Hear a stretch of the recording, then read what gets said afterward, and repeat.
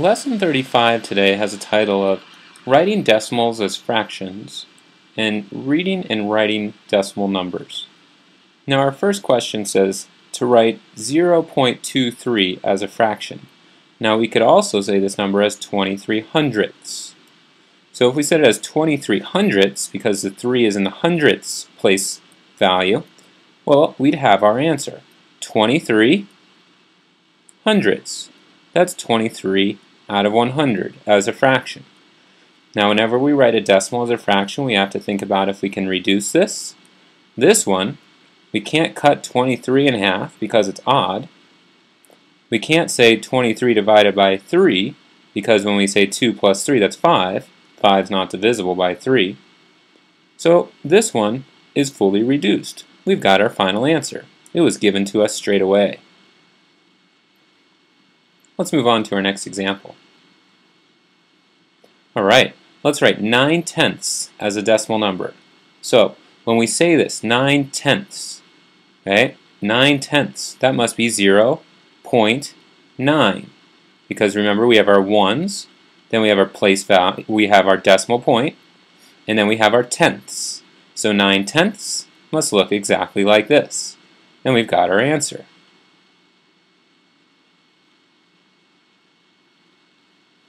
Alright, let's write 0.023 with words.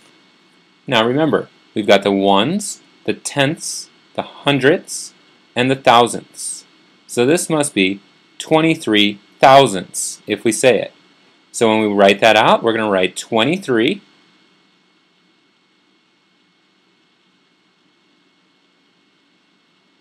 and we have thousandths. Remember, tenths, hundredths, thousandths. So, thousandths, remember when we're on the right side of a decimal point, everything ends with a THS. So we have 23 thousandths. And we've got our final answer. We can box that and move on to our next question. Alright, now we want to write 21 hundredths. So if we want to write 21 hundredths, well, it's written here for us, so we must have to write it out as a number.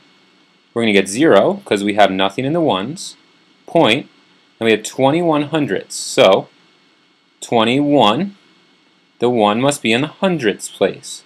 So we've got the ones, we've got the tenths, and the hundredths. So 21 hundredths would look just like 0.21. And we've got our final answer. Alright, let's write 15 and 2/10 as a decimal number. So 15. We've got 15. End. Whenever we see the word end, it means a decimal point. So 15 end, because we're adding a part onto our whole, 15 and 2/10. Well, we know tenths is the first place value after our decimal point. So we've got a 2/10, so we get 15.2. And we've got our final answer. We can go ahead and box that, and then we can move on to the next question. Our next questions will be during our lesson practice, page 185. Make sure you've got your notes complete, and I'll see you during our next class.